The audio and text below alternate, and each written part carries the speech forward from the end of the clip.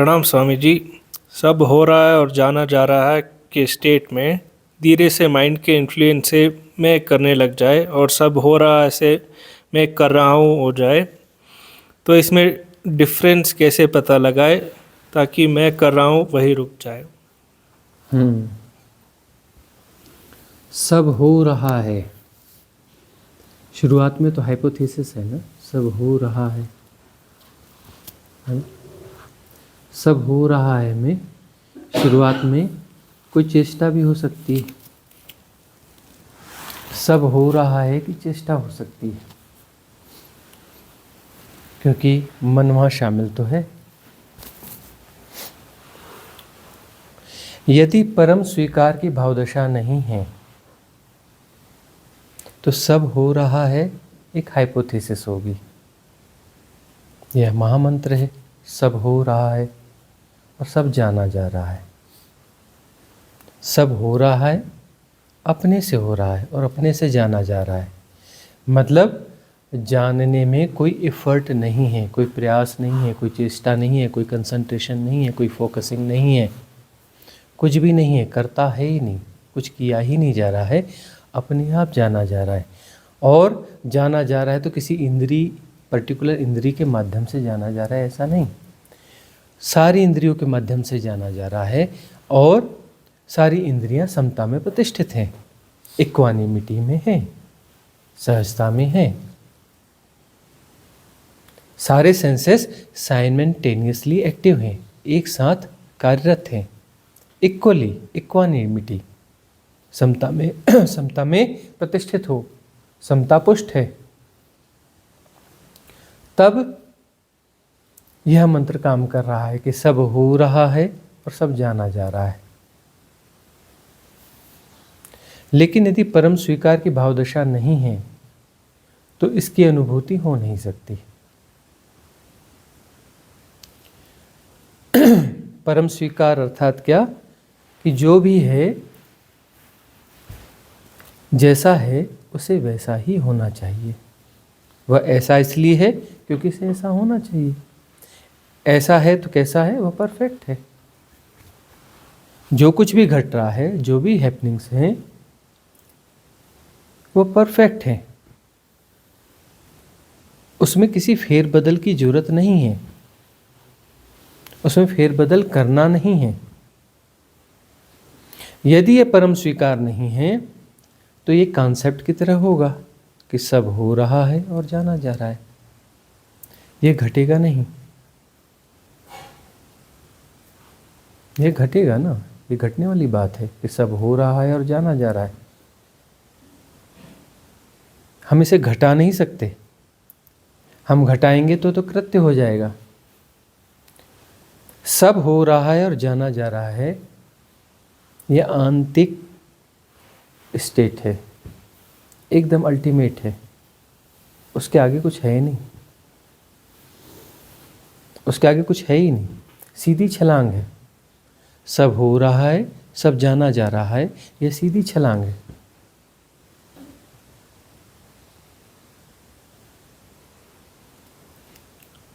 असमता को जो है जाना जाता है, असमता को, असमता ज़्यादा हाईलाइट होती है।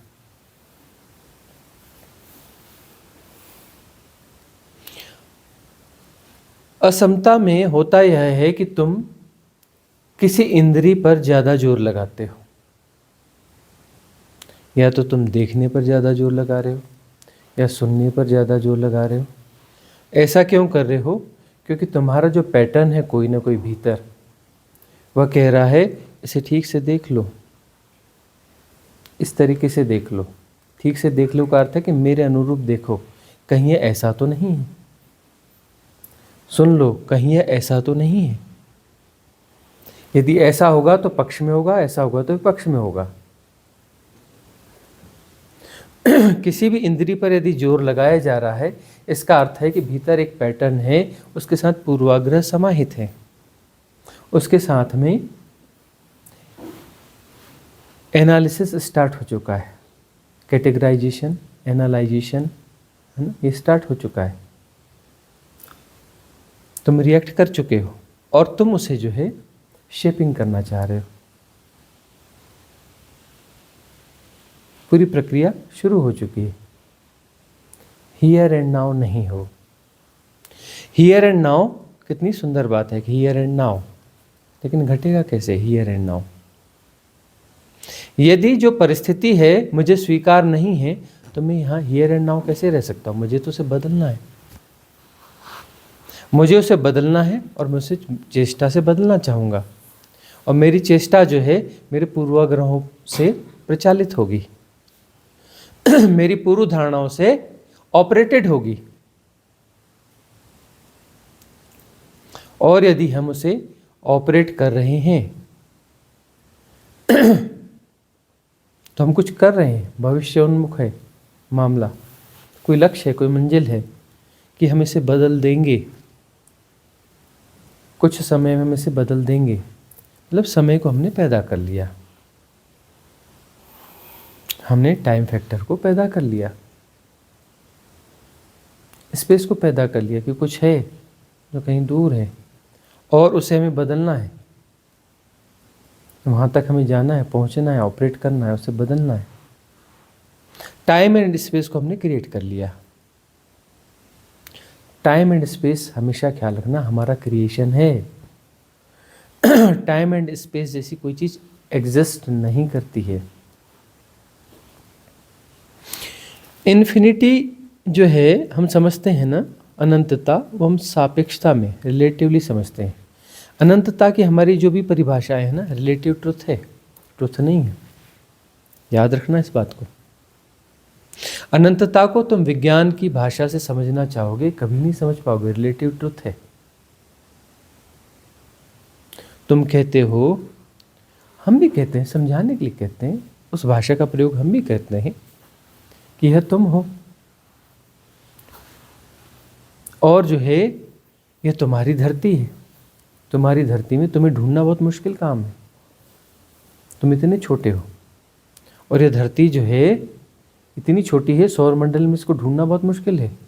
सूर्य के 10 करोड़ से ज़्यादा टुकड़े करोगे तो हर टुकड़ा धरती से बड़ा होगा और बहुत गैप है एक ग्रह से दूसरे ग्रह की जो कक्षाएं हैं, ऑर्बिट्स हैं, बीच में स्पेस खाली पड़ा है, बहुत बड़े बड़े स्पेस हैं। तुम्हारी धरती को ढूंढना मुश्किल है और गैलेक्सी में तुम्हारे सौर मंडल को ढूंढना मुश्किल है। यूनिवर्स में तुम्हारी गैलेक्सी को ढूंढना मुश्किल है, मल्टीवर्स में तुम्हारे यूनिवर्स को ढूंढना मुश्किल है। और ऐसे वर्स इनफाइनाइट हैं। मल्टीवर्स के आगे और कोई वर्स होगा जिसमें मल्टीवर्स को ढूंढना मुश्किल है, उसके आगे कोई और वर्स होगा उसमें उसको ढूंढना मुश्किल है। इनफाइनाइट श्रृंखला है, हर आयाम में अनंत विस्तार है, अनंत विस्तार है। इससे क्या अनंतता को समझा जा सकता है? यह एक मानसिक कवायद है।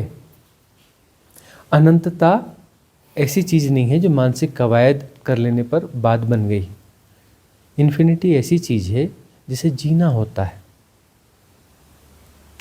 और अनंतता को जीने के लिए बाह्य जो भी आंकड़े हैं, जो भी प्रोजेक्शन हैं, चित्र हैं, इनके सहारे हम उसे नहीं समझ सकते। अनंतता को समझना है तो भीतर डुबकी लेनी पड़ेगी। भीतर भी अंतराकाश है, इनर स्पेस है, वह भी इनफाइनाइट है। बाह्य जगत में भी अनंतता है, लेकिन वहाँ पर जो है क्रिएशन है, वहाँ पर क्रिएशन है, हो रहा है, सब हो रहा है और जाना जा रहा है। वहाँ पर बहुत कुछ चल रहा है, वहाँ पर गतियाँ हैं, खेल है, नृत्य है, लीला है, महाराज चल रहा है, ऊर्जाओं का खेल चल रहा है। उस अनंत विस्तार में अनंत खेल चल रहा है और वह खेल शाश्वत है, कभी शुरू नहीं हुआ, सदा से है और विराट है। ऐसा नहीं कि वो कहीं ख़त्म होता है। कितने भी आगे चलते जाओ, कितने भी आगे चलते जाओ, चलते जाओ, चलते जाओ, किसी व्यक्ति को अमर कर दो, उसे कोई विशेष विमान दे दो, जो 1 सेकंड में लाखों करोड़ों किलोमीटर न चलता हो, लाइट ईयर्स में चलता हो, और अरबों खरबों लाइट ईयर्स पर सेकंड चलता हो, तो वह खरबों खरब साल चलने के बाद कितना चल पाएगा? कुछ भी नहीं, इक्वल टू 0। उस अनंत में उतनी छोटी सी दूरी का क्या मूल्य है? और वहाँ पर क्या सृष्टि समाप्त हो जाएगी? बिल्कुल नहीं। उस सृष्टि के बिल्कुल एक जीरो जैसे है, उसको तो कुछ वैल्यू दे ही नहीं सकते ना। यदि आपने उसकी वैल्यू दे दी, मतलब पैमाइश हो सकती है, स्केलिंग हो सकती है, फिर तो अपना अनंत का कोई ना कोई अंत जरूर होगा। यदि तुमने कह दिया कि हाँ यह 0.0000001% है, मतलब साइज तो फिक्स हो गई, इससे मल्टीप्लाई इतना करो तो अनंत इतना बड़ा है। तो मल्टीप्लिकेशन इसका कुछ ऐसा कुछ हो ही नहीं सकता, इसका गुणा भाग हो ही नहीं सकता, वह 0 ही होगा। अनंतता की सापेक्षता में तुम जितने भी विस्तार को पकड़ लो, वह इक्वल टू 0 ही होगा। तो ये सृष्टि अनंत है, अनंत खेल है यह। इसे समझा नहीं जा सकता, इसे जिया जा सकता है। तो सब हो रहा है, जाना जा रहा है। बहिर्मुख हो तो पहले तो यहाँ प्रतिष्ठित होना पड़ेगा कि सब हो रहा है, जाना जा रहा है। और अनंतता को जीना है तो भीतर भी उतरना पड़ेगा। भीतर अंतराकाश है, वह भी अनंत है, असीम है, निर्गुण है, निराकार है। बाहर देख रहे हो तो सगुण है, साकार है, मतलब वहाँ पर खेल चल रहा है, विचलन है, ऊर्जाओं का खेल चल रहा है ना। तो वहाँ सगुण है, साकार है। लेकिन समझने वाली बात है कि वह साकार जो है, ऐसा नहीं है कि वह उस अनंतता के खिलाफ साकार है। हम हिप्नोटाइज्ड हैं, हमें लगता है कि बाहर जो साकार है वह अलग अलग है, वह टुकड़े टुकड़े है। यह यूनिवर्स अलग है, यह दूसरा यूनिवर्स अलग है, यह यूनिवर्स अलग है, या गैलेक्सीज अलग अलग हैं। ठीक है, व्यवहारिक सत्य है, उनको नाम देना पड़ेगा। हमारी गैलेक्सी का नाम यह है, आकाशगंगा है, मिल्की वे है, दूसरी गैलेक्सी का नाम यह है, तीसरी गैलेक्सी का नाम यह है, हमारे यूनिवर्स का नाम यह है, अगले यूनिवर्स का नाम यह है। नाम तो देना पड़ेगा, ये व्यवहारिक सत्य है, लेकिन ये सत्य नहीं है। बाहर जो आकार हैं वह किसी अनंतता के खिलाफ नहीं है, उस अनंतता का हिस्सा है। यह राइट अंडरस्टैंडिंग शब्दों से नहीं आ सकती, परिभाषा से नहीं आ सकती। और हम चीज़ों को समझना चाहते हैं शब्दों और परिभाषाओं से, है ना। सब तो लिखा हुआ है ना, कितने 108 पुराण है ना। 108 क्या है? वो हैं उपनिषद, और 18 पुराण है ना। इनमें सब लिखा हुआ है ना, सब पढ़ते हैं ना, पाठ करते हैं ना इनका। तो बात उनकी बनती क्यों नहीं है?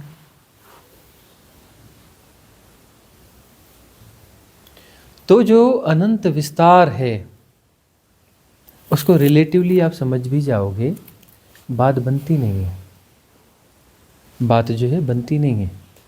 इसलिए ध्यान साधना का महत्व है कि आंख बंद करके भीतर उतरो।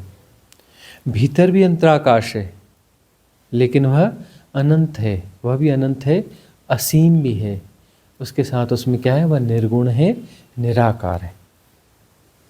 बाहर भी अनंत है, असीम है, भीतर भी अनंत है, असीम है, लेकिन बाहर सगुण है, साकार है, भीतर निर्गुण है, निराकार है।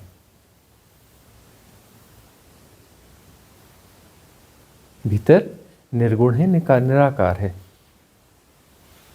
अरे तुम्हारे बाहर कुछ है, तुम्हारे भीतर कुछ है, और तुम बीच में कुछ हो, बीच में तुम कुछ हो,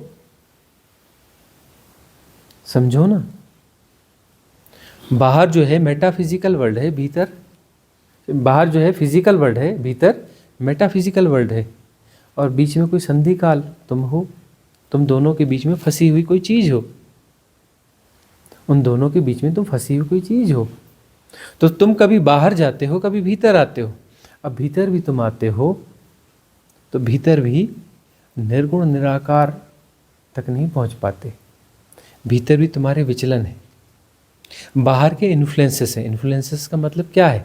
जो बाहर है तुम उन्हें भीतर ले आए हो, वही तो इन्फ्लुएंसेस हुआ ना। इन्फ्लुएंस का क्या मतलब हुआ?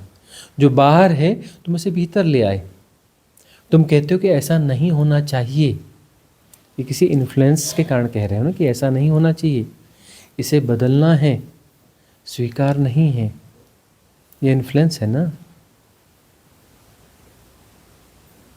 इन्फ्लुएंस का अर्थ है कि जो जैसा हम उसे स्वीकार नहीं करते, हम उसे बदलना चाहते हैं।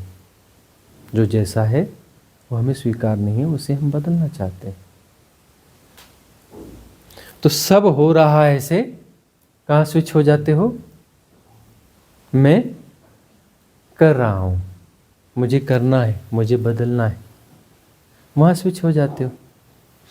तो वो जो इन्फ्लुएंसेस भीतर हैं, वह इन्फ्लुएंसेस विड्रा होने चाहिए। तो विड्रा हो जाएंगे तब समझ में आ जाएगा कि यह जो इसके होने का ढंग है। जो भीतर निर्गुण है, निराकार है, अडोल है, अचल है, निश्चल तत्व है, उस निश्चल तत्व के होने का ढंग है। वह सगुण और साकार, वह रास, वह लीला, उसके होने का ढंग है। तब समझ में आएगा ना।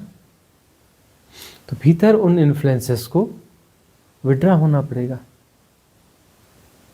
अब वो विड्रा कैसे होंगे? यही साधना है। वह इन्फ्लुएंसेस जो हैं वह हमारा आकर्षण है,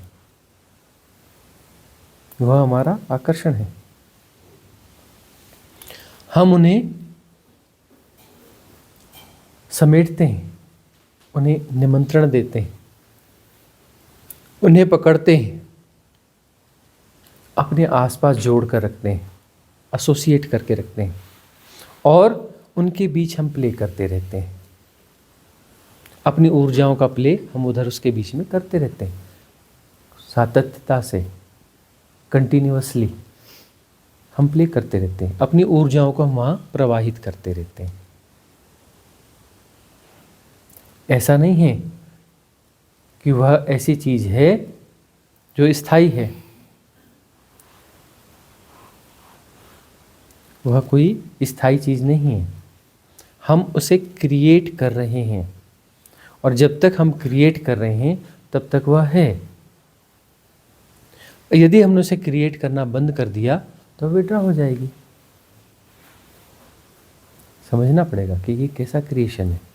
एक हवा है, आकाश है, आकाश में तुम कोई चीज़ गोल गोल घुमा रहे हो, तेज़ी से घुमा रहे हो, तो भ्रांति पैदा होती है कि वह कोई गोल घेरा है, वहाँ कुछ है नहीं।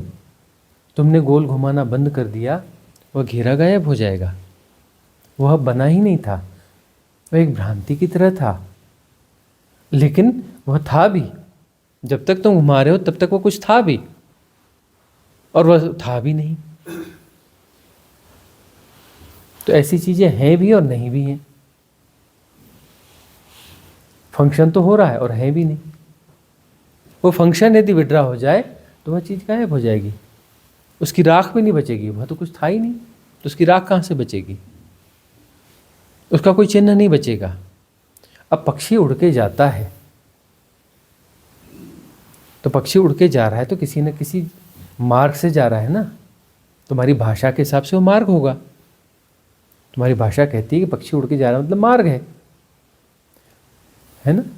जो चाहे उस मार्ग पे पहले कोई ना चला, उसके चलने से वो मार्ग हो गया, लेकिन पक्षी उड़ के चला गया और मार्ग विलीन भी हो गया। वो विलीन भी हो गया ना। ऐसी ही बात है कि तुम जो है अपने इन्फ्लुएंसेस के माध्यम से कुछ प्रोजेक्शंस कर रहे हो। तुम्हारे सारे इन्फ्लुएंसेस प्रोजेक्शंस हैं। उस प्रोजेक्शंस में तुम यह स्थापित करने की कोशिश करते हो कि यह सारी चीज़ें स्थायी हैं। तुम्हारी धारणाएं, तुम्हारे आग्रह, तुम्हारे नियम, तुम्हारे कायदे, ये सब स्थायी हैं। यह एग्जिस्ट करते हैं, यह एग्जिस्ट नहीं कर रहे हैं। तुम एग्जिस्ट करवा रहे हो जबरदस्ती अपनी एक्सरसाइज से।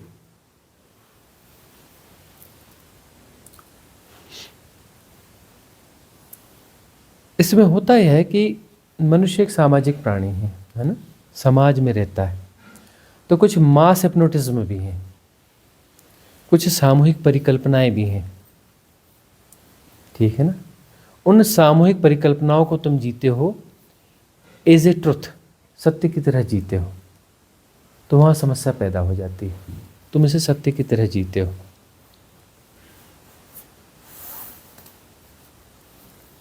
तो उसे तुम जब सत्य की तरह जीते हो तो तुम जो है अपने इंडिविजुअल जो आग्रह हैं वह तुम बना लेते हो और उसे भी तुम सत्य की तरह जीने लगते हो। अब समाज में कुछ मास हिप्नोटिज्म जरूरी है समाज को चलाने के लिए, क्योंकि समाज भी कुछ नहीं होता, एक मास हिप्नोटिज्म का जोड़ है। बहुत सारे मास हिप्नोटिज्म है, उनका जोड़ एक समाज है। अलग से समाज कहाँ होता है? अलग से कोई समाज जैसी कोई चीज़ होती है कि कहीं रहता हो समाज, कहीं बैठता हो, कहीं उसका दफ्तर हो? समाज तो कुछ होता नहीं। तो ऐसे बहुत सारे मास हिप्नोटिज्म में सामूहिक मान्यताएं हैं, उनका जोड़ जो है समाज है।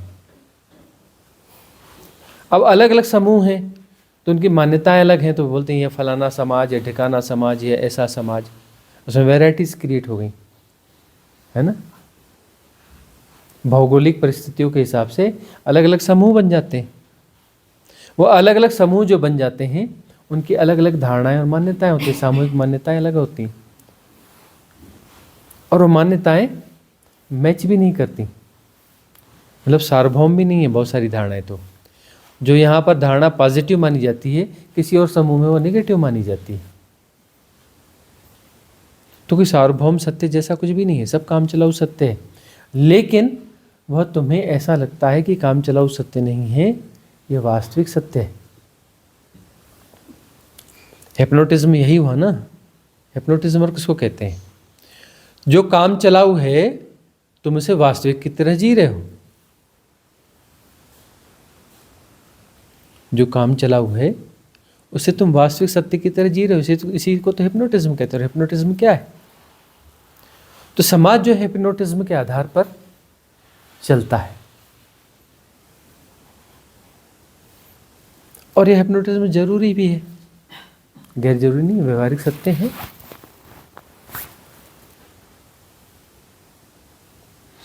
तो ये इन्फ्लुएंसेस जो हैं तुम्हारे भीतर प्रवेश पा जाते हैं। क्यों प्रवेश पाते हैं? क्योंकि तुम उन्हें द्वार देते हो, तुम ही उन्हें भीतर ले जाते हो, तुम इनका आहार करते हो, तुम उन्हें ग्रहण करते हो। जो चीज़ तुम बाहर से भीतर ले जाते हो वो तुम्हारा आहार है, तुमने उसे खाया है ना। तुम खाओगे नहीं तो भीतर जाएगा कैसे? 5 इंद्रियां हैं तुम्हारे पास, या तो तुमने आँखों से खाया, या तो तुमने कानों से खाया, अपनी सेंसेशंस के माध्यम से खाया, किसी भी माध्यम से खाया, तुमने खाया, 5 इंद्रियों का समावेश करके खाया। तुम खाते हो और भीतर ले जा करके उन्हें पालते पोसते हो, उन्हें पालते पोसते हो। तुम्हारे पालने पोसने के कारण वह सर्वाइव करता है। सर्वाइवल के लिए उसे पोषण तो चाहिए ना। पोषण कौन देगा? तुम्हारे भीतर है वह, कोई बाहर वाला उसे पोषण देगा? तुम ही पोषण दोगे ना। बाहर से कोई इन्फ्लुएंस है जो उसके फेवर में है, तो तुम उसे फिर से उसे अपडेट करोगे, लेकिन कर तो तुम ही रहे हो ना। उसके पोषण के लिए, उसको अपडेट करने के लिए तुम ही कुछ कर रहे हो ना। तुम्हारा आकर्षण है और तभी तो तुम उसे ग्रहण कर रहे हो ना। इसके लिए जिम्मेदार कोई और है नहीं, जिम्मेदार तुम हो। इससे मुक्त हुआ जा सकता है। क्यों मुक्त हुआ जा सकता है? क्योंकि तुम ही करने वाले हो। करने वाले तुम ही हो ना। अब तुम न करना चालू कर दो, करना बंद कर दो, तो मुक्त हो जाओगे। ऐसा नहीं कि तुम किसी के गुलाम हो, तुम किसी के गुलाम नहीं हो। ये सारी समस्या तुम्हारे करने से।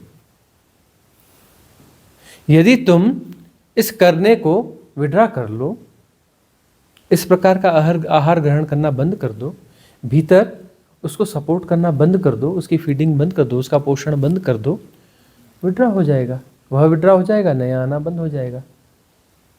बाहर से भीतर ले जाने वाला काम बंद कर दो। भीतर जो अपना तुम एक्सरसाइज कर रहे हो उस एक्सरसाइज को विड्रॉ कर लो, गायब हो जाएगा सब। इसको करने के लिए क्या क्या तैयारी लगेंगी, कितने क्रियाकांड लगेंगे, क्या क्या करना पड़ेगा, तुम्हारे ऊपर निर्भर है। यदि तुम्हारे पास विजडम है तुम अभी और यहीं विड्रॉ कर सकते हो। भाई कर रहे हो, करना बंद करना है, अभी बंद कर दिया, खेल खत्म।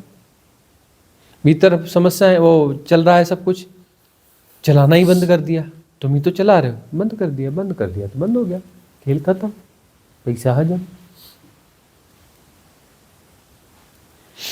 लेकिन ऐसा होता नहीं, क्योंकि आकर्षण जिंदा है। तुम्हें लगता है नहीं, सत्य है उसमें, उससे कुछ मिलेगा। तुम कहते हो इसके बगैर चलने वाला नहीं है, ये इन्फ्लुएंसेस बहुत जरूरी हैं। तुम उन्हें गैर जरूरी नहीं मानते, तुमने व्यर्थ नहीं मानते।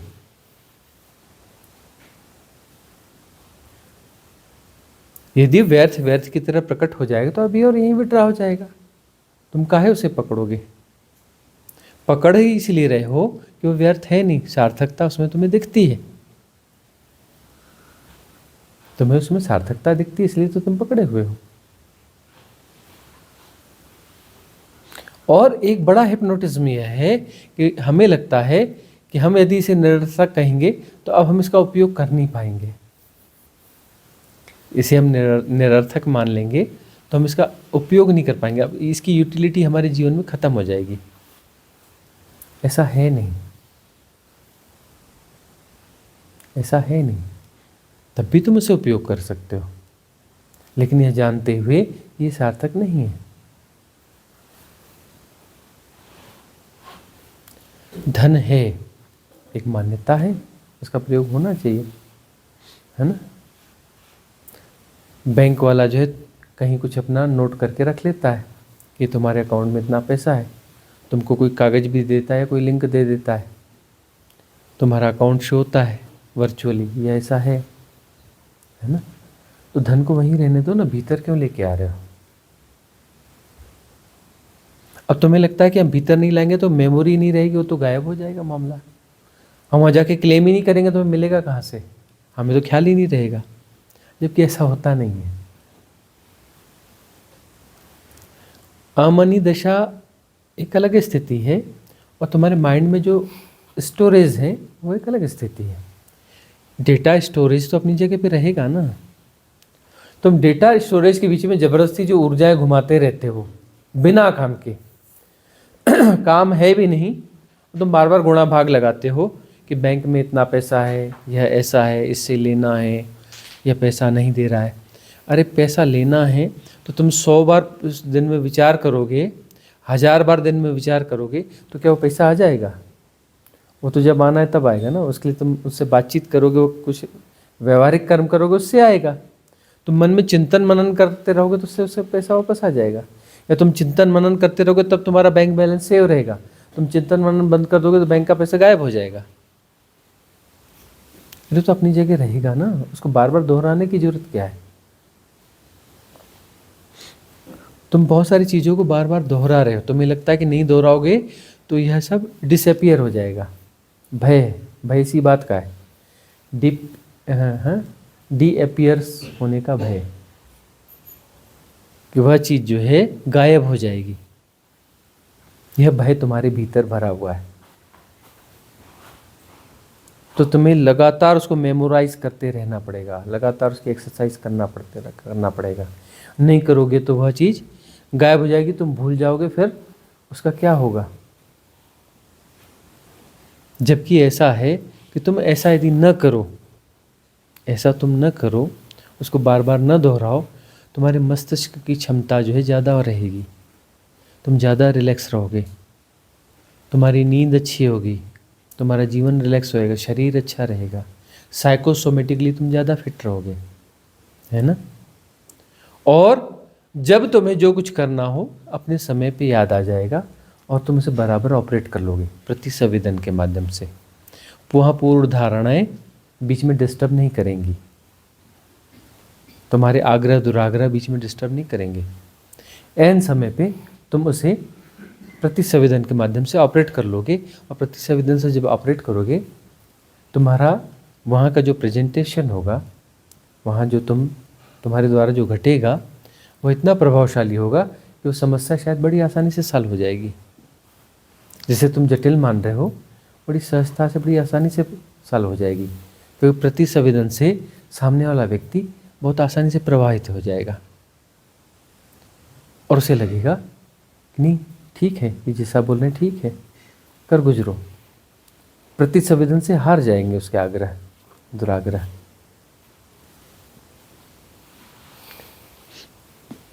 तो यह जो है हिप्नोटिज्म बहुत ज़्यादा है, और भीतर सबकॉन्शियस माइंड की परतों को समझना चाहिए। बहुत सारी परतें हैं, परत दर परत, तह पर तह, तह पर तह, तह पर तह है। तुम्हें जो ऊपरी तह दिखती है ना, ऊपरी तह जो दिखती है उसमें जो विचार चल रहे हैं, इन बातों को हम दोहरा के बोल रहे हैं ताकि बातें तुम्हारी समझ में आए। कि वजह तो विचारों की एक श्रृंखला चल रही है कि एक विचार, दूसरा विचार, तीसरा विचार। इसकी जो स्पीड दिख रही है ना, तुम कहते हो जहाँ न पहुँचे कवि वहाँ पहुँचे रवि, जहाँ न पहुँचे रवि वहाँ पहुँचे कवि, ऐसा है ना। मतलब कल्पनाशीलता इतनी है कि कल्पना के माध्यम से तुम कहीं भी पहुँच सकते हो। तो वह जो विचार की तेज़ी है ना, वह विचार की तेज़ी सब कुछ नहीं है। उस तह को तुम जब हटाकर भीतर की तह पे जाओगे, इससे 10 गुना तेज़ी मिलेगी। उसकी और भीतर की तह पे जाओगे, उससे 10 गुना तेज़ी मिलेगी। और भीतर जाओगे तुम एक एक सेकंड में लाख लाख विचार करते हो। तुम्हारे भीतर ही सबकॉन्शियस माइंड में इतनी परतें हैं, लाखों विचार बह रहे हैं, इतनी तहें। तुमने जो जिया है ना, कितने जन्म लिए, कितना कुछ किया, वो सब चल रहा है भीतर। तो जब हम यह सीखते हैं, यह समझते हैं कि इसको व्यर्थ में सपोर्ट नहीं करना चाहिए, रिलैक्स सीखना क्या है, रिलैक्सनेस सीखना है, और कुछ सीखने का कुछ भी नहीं है। क्या सीखना है? आराम नाम में राम छुपा, आराम करो आराम करो, यही तो सीखना है। और क्या सीखना है? हाँ, भीतर से विश्राम, आराम, कुछ सपोर्ट नहीं करना है इधर उधर। और कुछ चल रहा है उसे चलने दो, सब हो रहा है जाना जा रहा है। अरे बाहर हो रहा है, सब हो रहा है जाना जा रहा है, भीतर हो रहा है, सब हो रहा है जाना जा रहा है। सहयोग करना बंद कर दो, बस उस पर निर्णय देना छोड़ दो, उस पर फोकस करना बंद कर दो, कंसंट्रेशन बंद कर दो। फोकस करते हो, कंसंट्रेशन करते हो तो पैटर्न्स उभर के आ जाएंगे। रिलेटिव जो पैटर्न्स हैं उन संस्कारों की उदीर्णा हो जाएगी, सरफेस पे आ जाएंगे और वो आके रिएक्ट कर देंगे, एनालाइज करेंगे, डिफाइन करेंगे, ऐसा होना चाहिए, ऐसा नहीं होना चाहिए।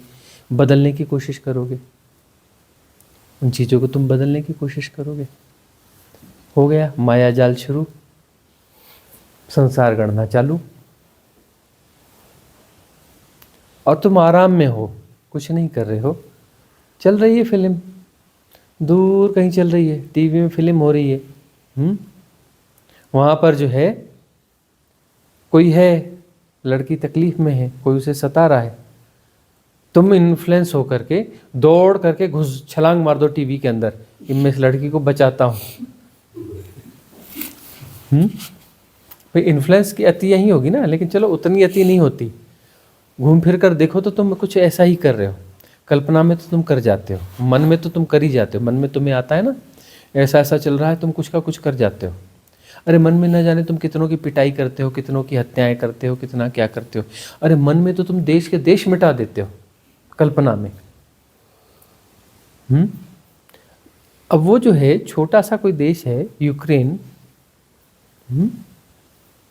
इतना शक्तिशाली देश, उसके साथ लड़ रहा है, वो सालों से लड़ रहा है, अभी तक वो मिटा नहीं पाया उस देश को। बाहर से ऐसा वैसा दिखता है, वहाँ के गाँवों के बारे में पता करो, बोले नहीं हम तो नॉर्मली जी रहे हैं, युद्ध तो उधर बॉर्डर पे चलता रहता है, हम तो अपनी खेती बाड़ी कर रहे हैं, ये कर रहे हैं, हम अब नॉर्मली रह रहे हैं। वो युद्ध जो है बड़े लंबे चलते हैं, आसान नहीं है सब। और तुम जो है क्षण दो क्षण में किसी देश को मिटा दोगे, कल्पना में खत्म कर दोगे।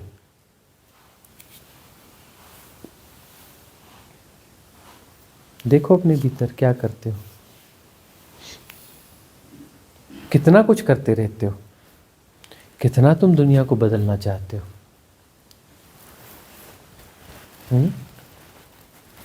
तुम बाहर की दुनिया को बदलना नहीं चाहते, गौर से समझो। तुम अपने भीतर की दुनिया को बदलना चाहते हो और बदलते रहते हो।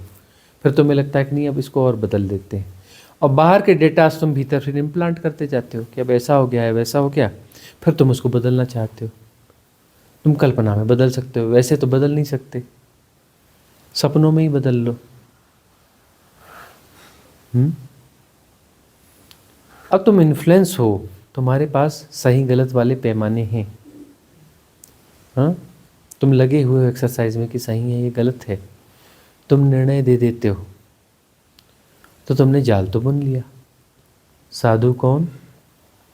जो निर्णय नहीं देता। असाधु कौन? जो निर्णय देता है। यदि तुम जजमेंटल हो, तुम असाधु हो। यदि तुम जजमेंटल नहीं हो, जो जैसा है जैसा का तैसा स्वीकार कर लेते हो, तुम साधु हो।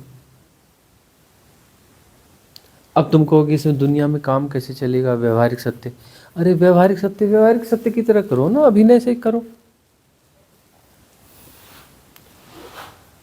व्यवहारिक सत्य के गुणाभाग चलते रहते हैं। अरे गुणाभाग तो, उसके बगैर व्यवहारिक सत्य कैसे चलेगा? वो तो गुणाभाग ही है ना। तुम बोलोगे ये 500 का नोट है ना, यह जो है धन है। अब धन जैसी कोई चीज़ होती नहीं, न 500 का नोट होता, न 500 जैसी कोई संख्या होती।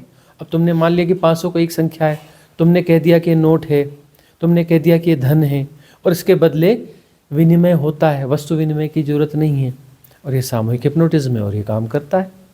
जाके देखो तुम दुकानदार को दो 500 का नोट, कहना कि ये सामान तुरंत देता है, वह देता है ना, काम कर रहा है ना। तो काम कर रहा है तो यह गुणाभाग तो रहेगा ही। कुछ लेन देन है, व्यवहार है, यह है वह है, करना तो पड़ेगा ना। और ये गुणाभाग गलत नहीं है, कुछ भी गलत नहीं है। अरे जरूरी है भाई, जीवन को सरल बनाने के लिए जरूरी है। अब तुम किसी के पास जाओ कि भाई मुझे गेहूं दे दो, मुझे रोटी खानी, वो बोलेगा ठीक है। तुम मुझे तेल ला के दे दो, मुझे तेल की ज़रूरत है, बोले तेल कहाँ से लाऊं? नमक ला के दे दो, नमक कहाँ से लाऊं? तो यह ला के दे दो। तुम कहते हो कि नहीं नहीं नहीं, मेरे पास जो है मिर्चें पड़ी हैं, मिर्चें ला के दो। नहीं नहीं नहीं, मिर्चें नहीं देना, मिर्चें मेरे पास रखी हैं। तो अब कैसे बनेगा? बोले मैं तो नहीं दे सकता भाई। तो जा किसी नमक वाले के पास, उसे मिर्चें चाहिए होंगी तो पता कर, उसे मिर्चें दे दे, उसे नमक लिया, नमक मुझे दे दे, मैं तुझे चावल दे दूंगा। लंबा गोड़ा भाग हो जाएगा ना। तो ये जो स्मार्ट व्यवस्था है ना, जरूरी है ना, कोई बुराई नहीं है इसमें। अब ये स्मार्ट व्यवस्था बनाने के लिए कोई व्यवस्था चाहिए, कोई कानून चाहिए, कोई सरकार चाहिए, कोई राजनीति चाहिए। तो वह है, वह इसका बैकअप बनाएगी, 1000 चीज़ें बनाएगी। तो सब जरूरी है। व्यवहारिक सत्य है तो व्यवहारिक सत्य को तरह जानो ना।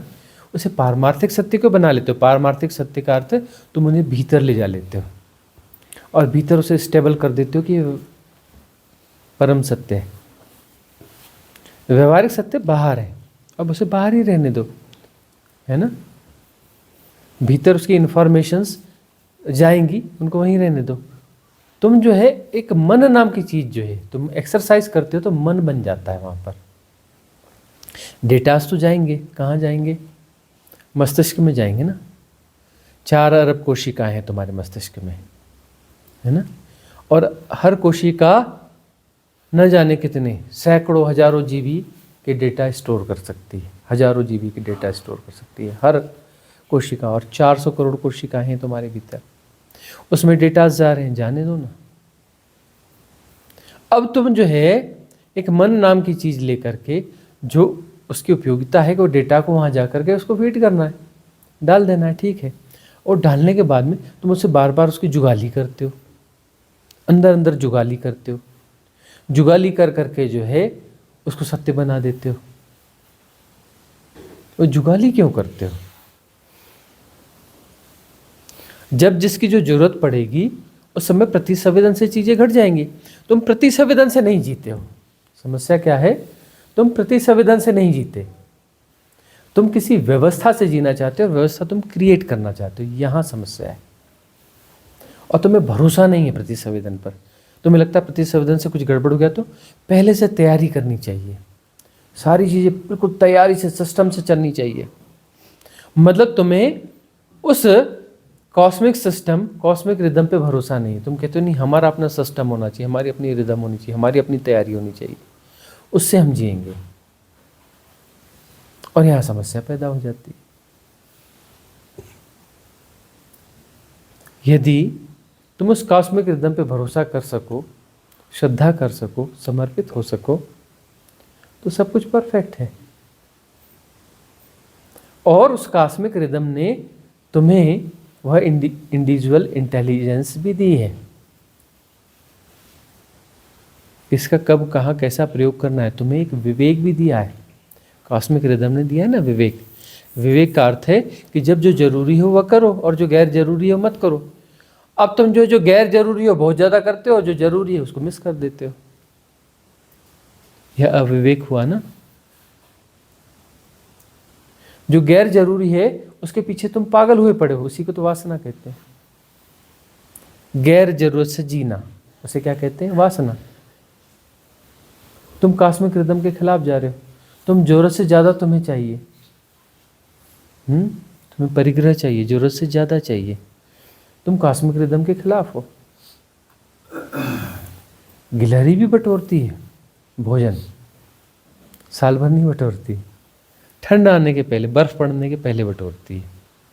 थोड़ा बहुत बटोरती है जरूरत के हिसाब से। ज़्यादा कब बटोरती है? जब बर्फ पड़ने वाली है। यहाँ बड़ी बड़ी गिलहरियाँ होती हैं, इतनी बड़ी बड़ी ऑरेंज कलर की बड़ी खूबसूरत गिलहरियाँ होती हैं। अभी रात में जाओगे, बड़ी एक्सरसाइज करती हैं गिलहरियाँ। रात में तुम जंगल में जाओगे ना, खूब गिलहरियाँ मिलेंगी, बड़ी बड़ी बड़ी खूबसूरत गिलहरियाँ मिलेंगी, एक्सरसाइज कर रही हैं। अभी वो अखरोट जो है ना, अभी उसने अखरोट बटोर लिए होंगे, अखरोट ले जाके रख लिए होंगे उसने, और भी कुछ चीज़ें रख ली होंगी, है ना। और अभी कुछ है तो कुछ रख लेगी। क्यों? बस अब बर्फ पड़ने वाली है, महीने भर की बात है, महीने सवा महीने बर्फ पड़ जाएगी। बर्फ पड़ जाएगी, 2-3 महीने बर्फ रहेगी, तो वो अपने जो है बिल में, अपने घरौंदे में रहेगी, और उसके पास उतनी आहार की व्यवस्था है।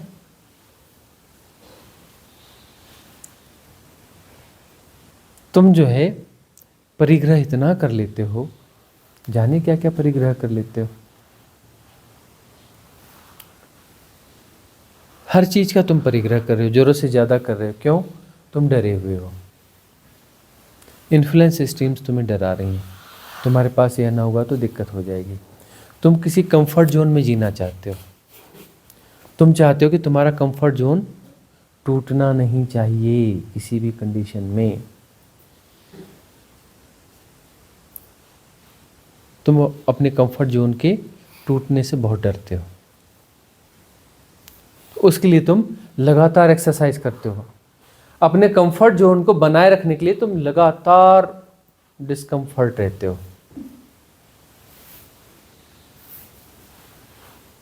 अनकंफर्ट बने रहते हो लगातार।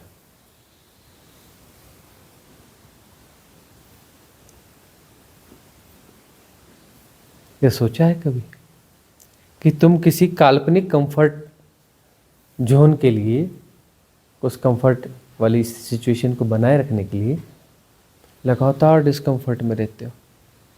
तुम्हारी सारी एक्सरसाइज तुम ऐसी रखती हैं कि तुम रिलैक्स जीते ही नहीं हो।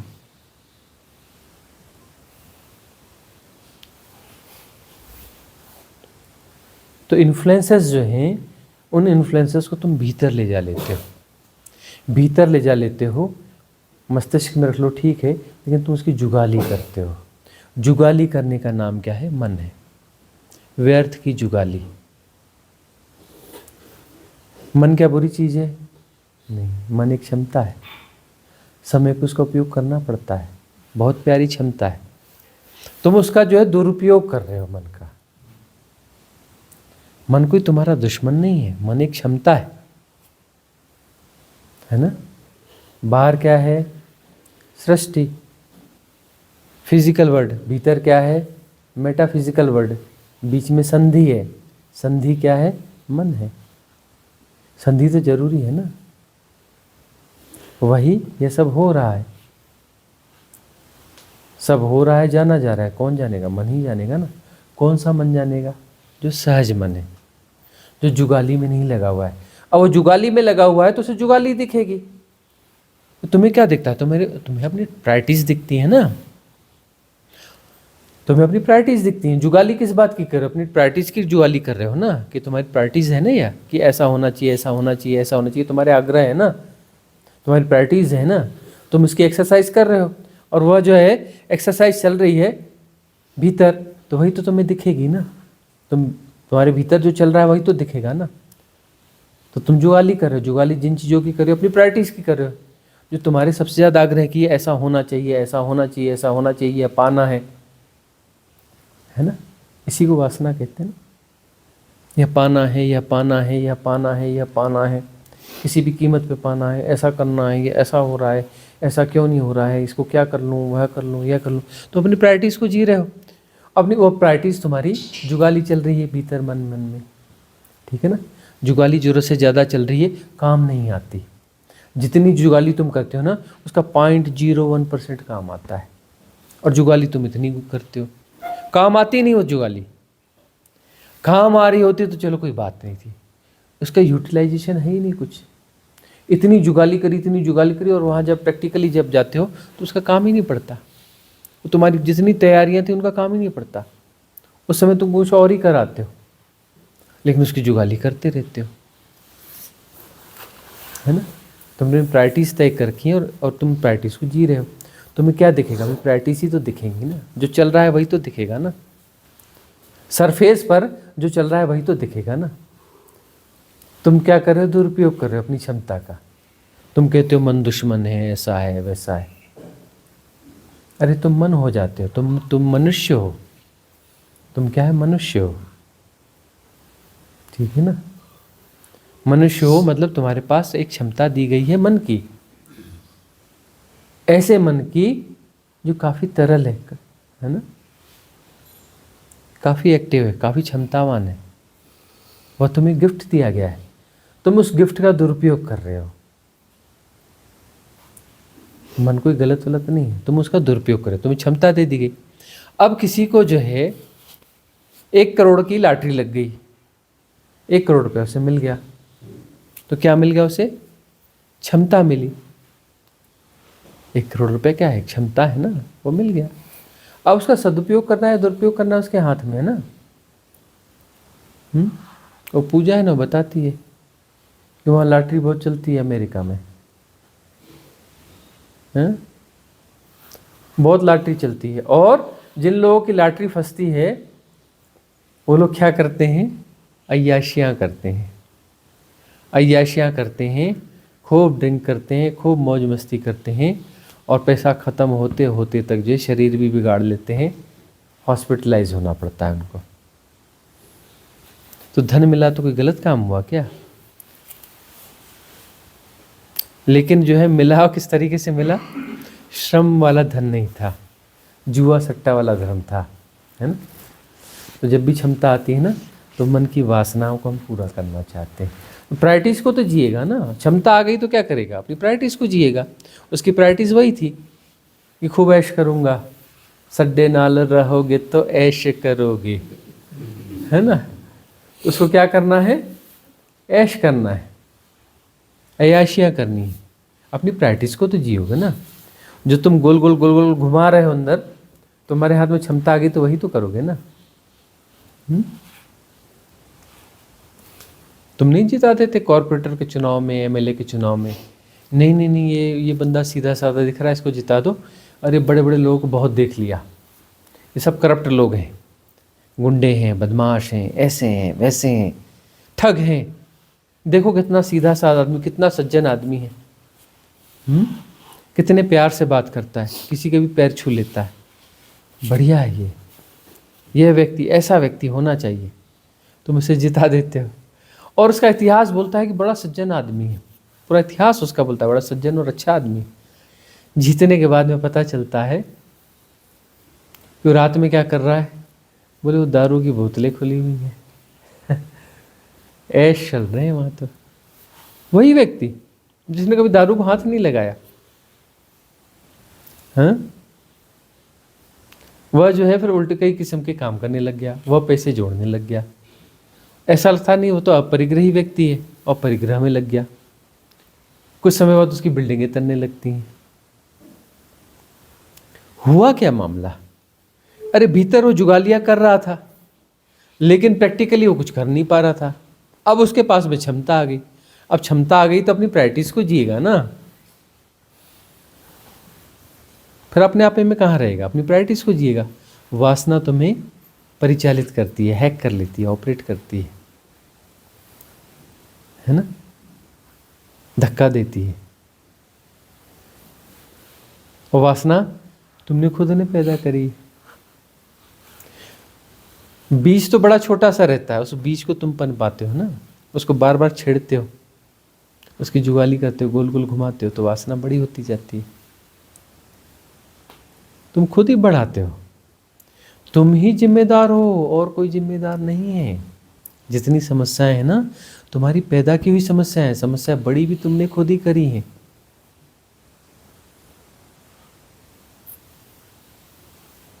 तुम ही समझना पड़ेगा, तुम ही उसको सहयोग करना बंद करना पड़ेगा। अब कई बार ऐसा होता है कि ऐसे तो समझ में आती है बात, लेकिन जब वो मामला आता है तब तुम वापस बह जाते हो। उसके लिए फिर इंटेंस साधना की विधियां हैं, इन विधियों का प्रयोग करो। उसके अलावा एक और बात है कि जब उसे भोग ही रहे हो तो होश से भोगो। जब भोग रहे हो तो होश से भोगो। तुम द्वंद्वों को जीते हो, तुम इसे भोगते हो, तुम्हारा एक मन कहता है तुम पाप कर रहे हो, और तुम उसे वासना धक्का देती कि मुझे तो चाहिए ही, मुझे तो इसे पाना ही है। उल्ट गलत हो, सही हो, नैतिक हो, अनैतिक हो, गुणा भाग है ही नहीं कुछ, मुझे चाहिए ही चाहिए। लेकिन भीतर एक कहता है कि नहीं, ये गलत कर रहे हो, तुम द्वंद्व में जी रहे हो। अब यदि उसे भोगो और होश पूर्वक भोगो तो तुम्हें पूरा नर्क दिखेगा, महानर्क दिखेगा। उस महानर्क को तुम भोगोगे, होश पूर्वक भोगोगे, तुम कहोगे कि हो गया, जान लिया। वासना कहती थी कि यह तुम्हें मिल जाएगा तो सब मिल जाएगा। अब होश से उसे देखो ना कि मिला क्या। वासना ने क्या क्या आश्वासन दिए थे कि यह मिलेगा तो सब मिल जाएगा, उसके बाद तो जीवन में आनंद ही आनंद है, कुछ बात बन जाएगी। अब बात बनी नहीं, बात बिगड़ गई। तो बात बिगड़ गई तो होश रखोगे तब तो वो कर पाओगे ना। बेहोशी में फिर होता है, द्वंद्व फिर चलता रहता है। अरे वो कुछ ठीक से हो नहीं पाई बात, फिर से करो, थोड़ा अच्छे से करो, तब बात बनेगी। एक तो भोगो तो ढंग से भोगो, पूरा भोगो, पूरा भोगो, उसकी गहराई में जाके भोगो, और उसके महानर्क को भोगो।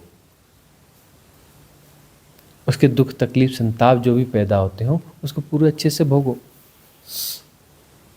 लेकिन रिग्रेट में नहीं पड़ना, द्वंद्व में नहीं पड़ना, तो तुम उससे बाहर हो जाओगे। सम्यक भोग एक तरीका यह है। कुछ चीजें हैं जो सम्यक भोग से जाएंगी,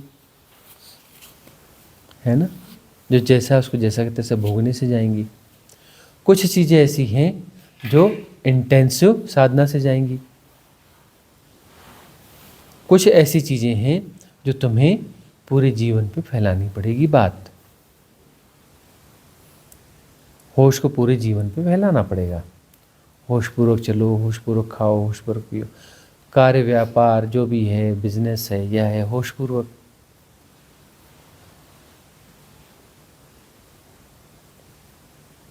ये करना पड़ेगा। कुछ चीज़ें उससे जाएंगी, ये बहुत सारे उससे जो है ये सारी चीज़ों पे जाना पड़ेगा, तब जा कर के बात बनेगी। वो जो टॉप प्रायोरिटीज़ हैं वो डिज़ॉल्व होंगी तुम्हारी, व्यर्थ वाली, व्यर्थ की तरह देखेगा वो डिज़ॉल्व हो जाएंगी। अब तुम्हें कुछ पाना ही नहीं है तो तुम्हारे लिए कोई बाधा नहीं है।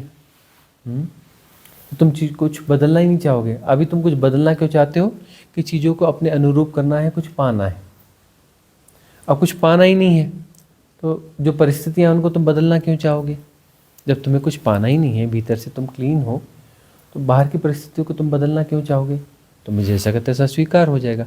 स्वीकार हो जाएगा तो क्या होगा, सम्यक दर्शन। जो जैसा है जैसा का तैसा स्वीकार होगा, तब पहली बार तुम्हारी आँखें जो हैं निर्मल होंगी, दृष्टि निर्मल होगी, और तब तुम वैसा देख पाओगे कि जैसा है। अभी तो तुम देख ही नहीं पाते जो जैसा है। तुम जैसा वैसा कहाँ देख पाते हो। तुम वही देखते हो जो तुम देखना चाहते हो। तुम्हारे आग्रह पूर्वाग्रह, तुम्हारी धारणाएं जैसा चाहती हैं वैसा तुम देख पाते हो। तुम्हारे पास निर्मल दृष्टि कहाँ है। तुम मल से भरे हुए हो, भीतर तुमने बहुत सारा मल भीतर डाल रखा है। भाई बाहर से तुम भीतर ले गए ना, खाया ना, निकाला तो नहीं ना। जो भी खाया भीतर जाके क्या बन जाता है, मल बन जाता है। तो भीतर मल ही मल भरा है, निर्मल तुम हो नहीं। तो जब तुम कुछ भी देखोगे तो मल ही निकल के आएगा ना, सारी इंद्रियों से मल ही तो निकलेगा ना। तुम उल्टा सीधा सब खाए जा रहे हो, निकाल कुछ नहीं रहे हो। तो इंद्रियों से बहिर्मुख जो भी तुम्हारी एक्टिविटी होगी, मल ही मल होगा उसमें। तुम्हारी दृष्टि जो है मलयुक्त होगी। तुम जैसा है वैसा नहीं देखोगे। तुम्हारे भीतर से जो मल है वो उसमें समाहित हो जाएगा। तुम्हारी धारणाएं, पूर्व धारणाएं, जिन्हें तुम संपत्ति समझ रहे हो ना, जिनके लिए तुम लड़ मरते हो ना, वो मल है, गंदगी है, गार्बेज है।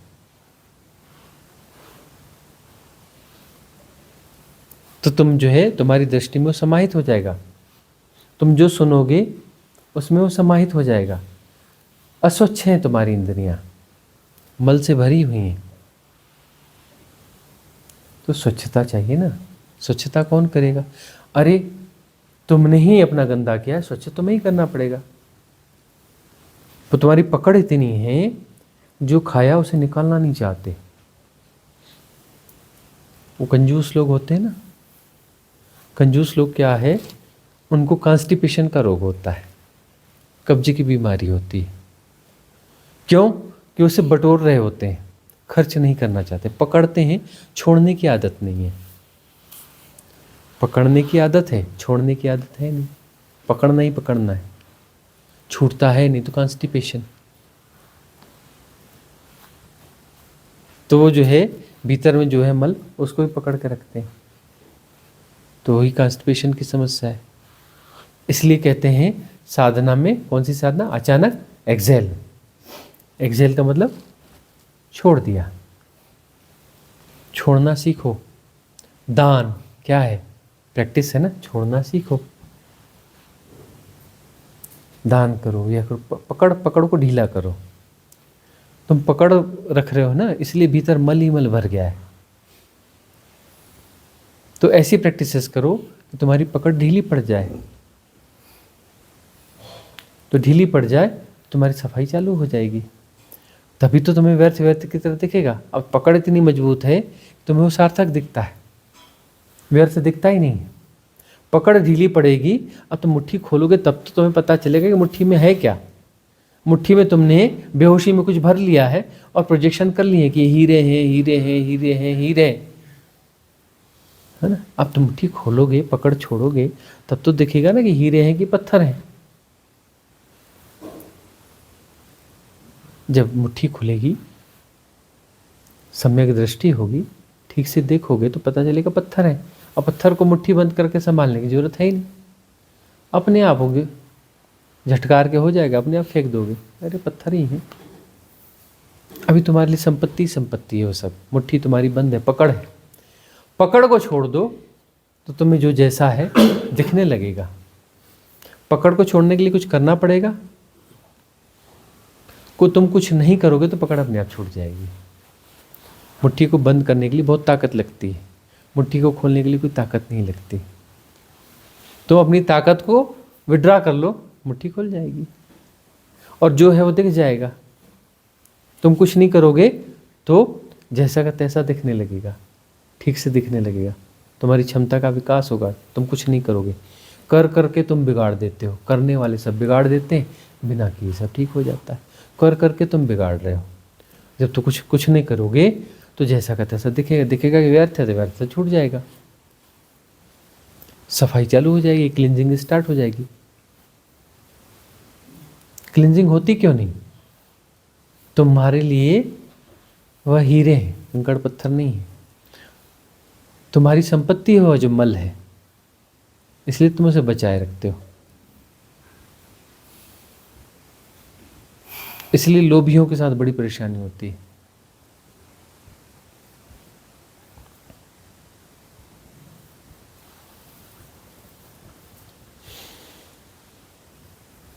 होश को फैलाना पड़ेगा पूरे जीवन में, है ना। कहाँ कहाँ पकड़ है, क्यों पकड़ है, देखो। अपनी उन पकड़ों को देखना पड़ेगा। और ये हर मनुष्य की बात है, हर मनुष्य की यह बात है। जाके अपने भीतर देखना ही पड़ेगा, अपने आप को झकझोरना पड़ेगा, जैसे को तैसा जानना पड़ेगा। जैसे को तैसा जानेंगे तब तो विवेक जागेगा ना। अब तुम इतनी एक्सरसाइज में लगे हो, इतनी एक्सरसाइज में लगे हो कि विवेक को तो मौका ही नहीं मिलता। तुम्हारी धारणा ही एक्टिव रहती है, तुम्हारे पूर्वाग्रह ही एक्टिव रहते हैं, तुम्हारी दृष्टि में मल समाया है, सारी इंद्रियों में मल समाया हुआ है। स्वच्छ हो जाएंगी इंद्रियां, तब तुम जो देखोगे बाहर सृष्टि नहीं है, बाहर और भीतर एक हो जाएगा, हार्मनी हो जाएगी, है ना। तुम्हें दिखेगा कि यही है और इसके होने का ढंग है यह। तब होता है ना अहम ब्रह्मास्मि, तब घटता है ना।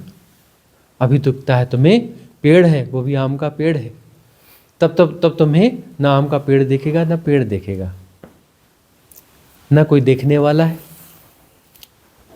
न कुछ दिखाई पड़ रहा है अलग से, न दृष्टा है न दृश्य है, न दृष्टा है न दृश्य है, और न बीच का कोई अंतर संबंध है, दृष्टि है, वही है। तब जो है वही है, परमात्मा ही है। उसे परमात्मा भी कैसे कहोगे? परमात्मा शब्द भी हाइपोथेसिस है, वही है तत्वमसि। इसके ही होने का ढंग वह है। परमात्मा बोलने से कोई द्वैत जैसा आभास होता है। अरे जो तुम्हारे भीतर है वही बाहर है, और इसको किसी एनालाइजेशन की जरूरत नहीं है। अंदर बाहर को किसी एनालाइजेशन की जरूरत नहीं है कि ये भीतर है ये बाहर है, मुझे समझ में आ गया। किसी गुणाभाग की जरूरत नहीं है वहाँ पर। जब चीज़ें घट जाती हैं ना, वहाँ किसी गुणाभाग की जरूरत नहीं पड़ती।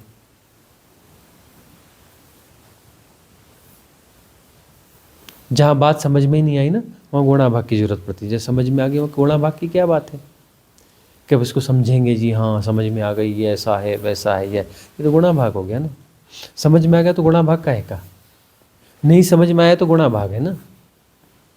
तब शब्द परिभाषा यह वह लंद फंद इस सब की जरूरत है, सापेक्षता, रिलेटिविटी। पकड़ जो है, पकड़ ढीली करो बस। जीवन में सजगता कैसे बढ़े, पकड़ कैसी ढीली पड़े। सजगता पड़ेगी तो पकड़ ढीली होगी, पकड़ ढीली होगी तो सजगता बढ़ेगी, है ना। और अपने आप इंद्रियां स्वच्छ होने लगेंगी। तो जो जो उपाय हो सकते हैं सारे उपाय करने पड़ेंगे, खुद को ही करने पड़ेंगे। जादू जंतर मंतर नहीं चलता। तुम्हारा किया धरा है, तुम्हें ही ठीक करना पड़ेगा। ठीक करने के लिए कुछ करना नहीं है, करना छोड़ना है, यही समझना है। यह भी समझना पड़ेगा कि करने वाले सब बिगाड़ देते हैं, बिना किए सब ठीक हो जाता है। कर करके ही बिगाड़ा है, यही समझना है। तुमने कर करके ही तो बिगाड़ा है, इतनी सी बात है, और कुछ बात है नहीं।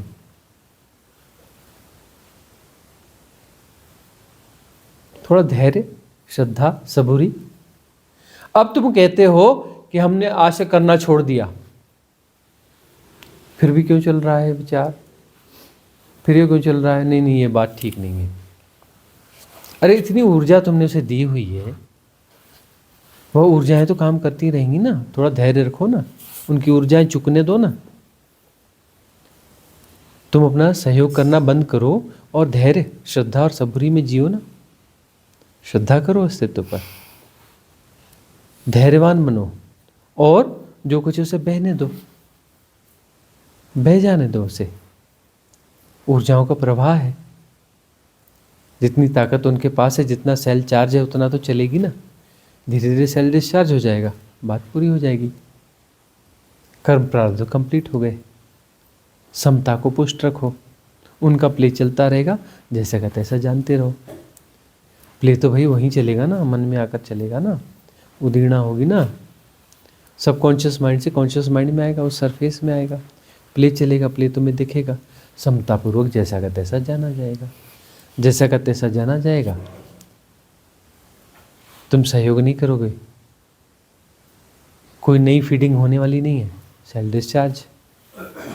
श्रद्धा और सबूरी, यह जो है ट्रांजिट पीरियड होगा, इस ट्रांजिट पीरियड को तुम्हें ही भोगना पड़ेगा।